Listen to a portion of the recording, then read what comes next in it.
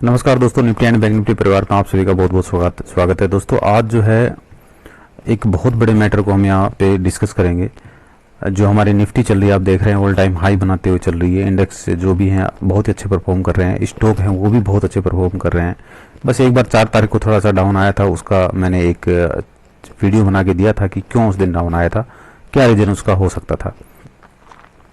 तो दोस्तों ऊपर नीचे मार्केट में चलता रहता है। 2008 में क्रैश हुआ, उसके बाद में 20 में क्रैश हुआ, उससे पहले भी क्रैश हुआ है, और अब ये कब हो सकता है ऐसा, तो इसके बारे में हम बात करेंगे। ये जो थंबनेल आप देख रहे हैं सामने, इसमें मैंने डेट दिखाई है 2025। तो ये डेट मैंने क्यों दिखाई और निफ्टी यहाँ तक क्यों आ सकती है, ये तो अनुमान मैं लगाऊंगा, लेकिन इसका प्रूफ मैं आपको दिखाऊंगा। ये मेरी अपना एनालिसिसमेंट नहीं है, मेरा अपना रिपोर्ट नहीं है, ये मैं आपको इसका प्रूफ दिखाता हूं दोस्तों। बहुत ही मतलब, और उसमें लॉजिक के साथ में बताया गया है। तो जो बड़े लोगों ने जिसने भी रिपोर्ट दी है, तो वो कुछ सोच समझ के उसने दिया होगा। मान लो इतनी बड़ी खबर जो है ऐसे तो नहीं निकाली जा सकती। हालांकि मैंने 2 दिन वेट किया है इस न्यूज़ का।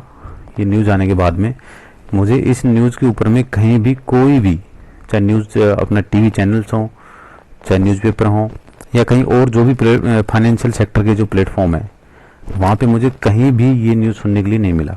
तो मतलब ये है कि न्यूज़ तो आई बट उस पर किसी ने ध्यान नहीं दिया, इसका मतलब यही है। इसलिए मैंने इसको 2 दिन तक वेट किया है। मैं एक बार 2 दिन तक इसको देखते हैं कि इसका मार्केट में क्या मतलब ये वायरल हो रहा है या नहीं हो रहा है। तो मैं वो न्यूज़ दिखाता हूँ आपको, और किसने वो न्यूज़ दी उसका डिटेल पूरा उसमें मिलेगा, और उसके कब कब कहने पे ऐसा हुआ है वो सारी चीज़ें इस पर मिलेंगी। तो ये मैं यहाँ पे ये चीज़ जो मैं आपको दिखा रहा हूँ, ये डराने के लिए नहीं है। ये भी नहीं कि आज आप ये देखें और अपना पोर्टफोलियो पूरा खाली कर दें, या आप शेयर मार्केट को अवॉइड ही करने लगें, डर लगने लगे आपको, और आप 25 का वेट करें। कहीं ऐसा ना हो कि 25 का वेट करते करते निफ्टी जो है 25,000 को क्रॉस कर जाए। तो ये भी हो सकता है अपनी निफ्टी ऊपर ही निकल जाए। बट यहाँ पे मैं अपना माइंड नहीं लगा रहा हूँ कुछ भी, और ना आप अपना माइंड लगाइए। आप सिर्फ न्यूज़ देखिए और फिर आप उसके बाद में अपना माइंड लगाना है। पहले उसके बारे में कुछ मत सोचिए आपकी कि क्या होगा, है ना। तो मैं न्यूज़ के ऊपर लेके चलता हूँ आपको। ये देखिए, ये न्यूज़ है दोस्तों 13 जून की। आज 2 दिन हो गए हैं, आज 15 जून है। 2 दिन का मैंने वेट कर लिया है। इसमें मैं आपको बताता हूँ इसमें क्या था और क्या हुआ था और क्यों ये न्यूज़ आई है, किसने न्यूज़ दी है। इसमें लिखा हुआ है, आप देख रहे हैं सामने, कि अगले साल 92% तक टूट सकते हैं दुनिया भर के शेयर बाजार। अमर उजाला का ये कटिंग है। अमर उजाला जो न्यूज़पेपर है वो कोई छोटा मोटा न्यूज़पेपर तो है नहीं, और जिसने बात बोली है वो भी छोटा मोटा आदमी नहीं है, ठीक है। तो 92% तक टूट सकते हैं दुनिया भर के शेयर बाजार।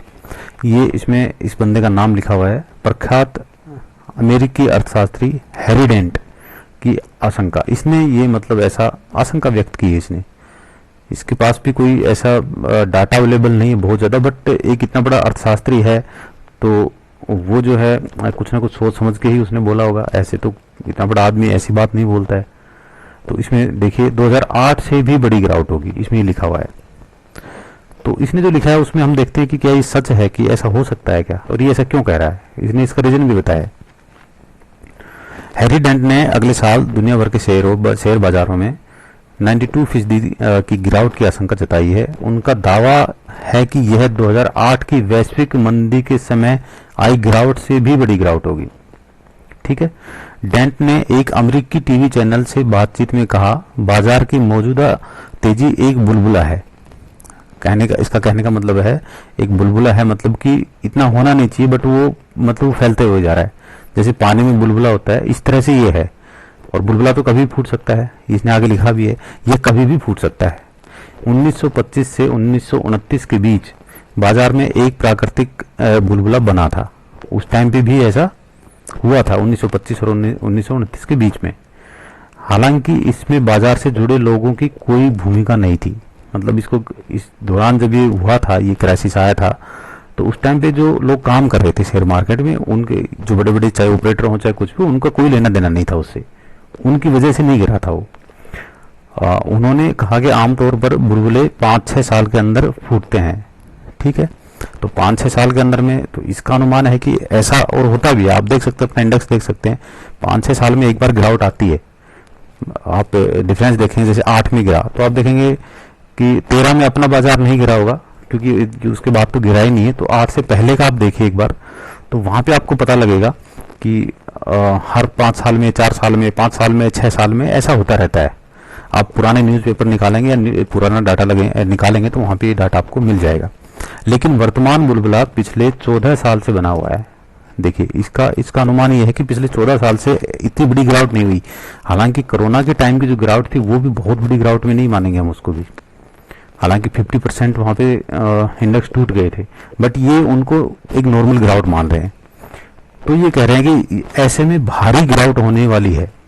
यहाँ आशंका भी नहीं लिखा इसने यही कहा है कि ऐसे में बहुत भारी गिरावट होने वाली है।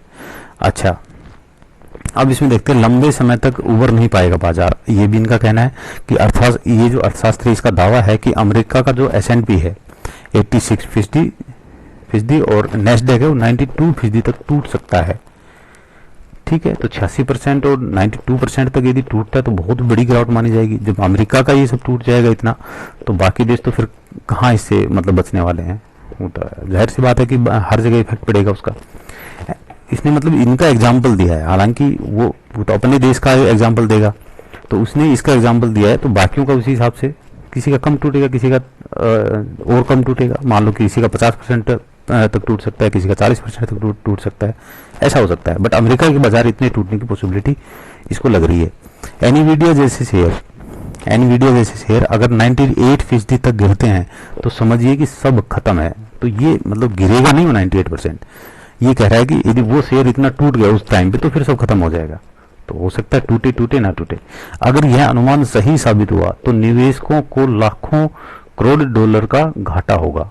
तो निवेशकों को जाहिर सी बात है कि भाई इतना जब गिरावट आएगी, क्राइसिस आएगा तो नुकसान तो होना है, और बाजार इससे लंबे समय तक नहीं उबर पाएगा। तो ये भी सही है। यदि ऐसा हुआ तो अगले हो सकता है 3-4 साल तक बाजार 5 साल तक एक रेंज में रह जाए, या थोड़ी बहुत अपसाइड दिखाएं, उसमें संभलने में टाइम लगेगा। अच्छा, अब तक सही साबित हुआ है अनुमान। तो इनके जो डेंट हैं, जो हैरी डेंट है अर्थशास्त्री अमेरिका के, इनके जो अनुमान थे वो अभी तक सही साबित हुए हैं। देखिए डेंट ने मतलब इनका जो कहना था, पिछली बार भी इन्होंने ऐसा कहा था। कब? डेंट ने 1989 में जापान के एसेट प्राइस बुलबुले के फूटने की भविष्यवाणी की थी। ठीक है, जो सही साबित हुई थी। इन्होंने 1989 में जापान का एसेट प्राइस था, उसमें भी यही कहा था कि यहाँ पे जो चीज जितना प्राइस है उतना प्राइस नहीं होना चाहिए, ज्यादा बन रहा है, मतलब एक बुलबुला जैसा क्रिएट हो गया है और वो फूट सकता है कभी भी, जो कि सही साबित हुई थी। 2000 में उन्होंने .com को लेकर भी आशंका जताई थी और ये भी सही साबित हुई थी। तो कहने का मतलब ये कि यह आदमी जो बात बोलता है वो गलत नहीं होती उसकी। पिछली बार इसने 2 भविष्यवाणियां की हैं, दोनों की दोनों सही साबित हुई है। तो ये इतना बड़ा अर्थशास्त्री है, तो ये देख रहा है, तो इसको शायद कुछ लग रहा होगा कि ऐसा हो सकता है। अच्छा, अर्थव्यवस्थाओं में लाई जा रहे नकदी की बाढ़, अर्थशास्त्री ने कहा है, ये इसने लॉजिक बताया कि ऐसा क्यों होगा। तो इसने कहा है कि अर्थशास्त्री ने इसमें लिखा है कि कहा है कि मौद्रिक नीतियों में ढील देने व डावाडोल जीडीपी को संभालने के लिए दुनिया भर की सरकारें अर्थव्यवस्था में जमकर पैसा डाल रही हैं। क्लियर है। अतिरिक्त नकदी की यह बाढ़ लाकर अर्थव्यवस्थाओं को लंबी अवधि में फायदा पहुंचाने की उम्मीद की जा रही है, लेकिन हम तब देखेंगे जब यह बुलबुला फूटेगा। ठीक है, तो गवर्नमेंट का यहाँ पे एम क्या है कि लंबे अर्थव्यवस्था के अंदर में क्या है कि अर्थव्यवस्था को लंबी अवधि में मतलब आगे आने वाले टाइम पे फायदा पहुंचाने के चक्कर में, और यहाँ पे नकदी की बाढ़ ला जा रही है। ठीक है, तो लेकिन ये कह रहा है कि भाई ठीक है बुलबुला फूटेगा, तब हम देखेंगे कि इससे क्या होगा, किसके ऊपर इफेक्ट पड़ेगा कि नहीं पड़ेगा। 2008 के वित्तीय संकट की वजह संपत्ति की बढ़ी हुई कीमत थी।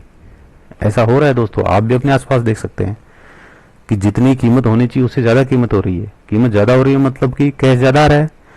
तो ये यहाँ तो मुझे ऐसा लगता है कि ये बंदा गलत नहीं कह रहा है, और ऐसा हुआ था 2008 में। देखिए 2008 के वित्तीय संकट की वजह संपत्ति की बढ़ी हुई कीमत थी। इस बार बुलबुले का बुलबुला बन रहा है। देखिए 2008 में जो बुलबुला बना था उसका भी बुलबुला बन रहा है, मतलब उसके ऊपर एक बहुत भारी, मतलब यहाँ पे एक बड़ा बुलबुला आप कह सकते हैं बन रहा है, उसके नीचे भी छोटे छोटे बुलबुले हो सकते हैं। ठीक है, कोरोना संकट की वजह से दुनिया की अर्थव्यवस्था में भारी कमजोरी देखी गई थी। तो कोरोना संकट में भी भारी कमजोरी अर्थव्यवस्था में देखी गई थी। देखिए ये यहाँ पे इसका ये कहना है कि जब एक छोटा सा एक रीजन हुआ कोरोना, हालांकि उस समय तो बहुत ही बड़ा रीजन था, कोई बहुत हम छोटा नहीं कह सकते। तो कोरोना की वजह से भी भारी, अब इतने सारे शेयर टूट गए थे, वहां भी उस टाइम पे भी टूटे थे। हालांकि 50% तक इंडेक्स अपना गिर गया था, तो 50% सबके लगभग लगभग इतने ही टूटे थे। तो जब वो इतना हुआ, तो इतने शेयर जब ये गिर गए, तो अब जब वो बुलबुला फिर से फूटेगा तो जो है फिर क्या होगा। तो यहाँ 2025 का मैंने ऐसे आइडिया लगाया, वहाँ तो मैं तो 2025 खाली अपना ये जो मैंने आपको दिखाया था, जो थंबनेल बनाया था उसमें वो ऐसे दिखाया था। ये 2025 में चीज़ें होंगी नहीं होगी और कुछ नहीं कह सकते। हो सकता है इसमें और 2-4 साल लग जाएं, 30 तक हो जाए, ये 32 तक हो जाए, 35 तक हो जाए, कोई नहीं कह सकता। तो डरने की जरूरत नहीं है, फिलहाल आप अपना काम करते रहिए और अपने हिसाब से चलते रहिए। कुछ प्रॉफिट बुकिंग भी जरूरी होती है, वो अपने हिसाब से, रूल के हिसाब से आप करते रहिए। बट इसको भी ध्यान में रखना है, ये चीज़ जो हम लोग अभी जो ये वीडियो देख रहे हैं आज, हमारे टाइम पे चीज़ें हो सकती हैं, ऐसा हमें देखने के लिए मिल सकता है। थैंक यू दोस्तों, आज के लिए इतना ही।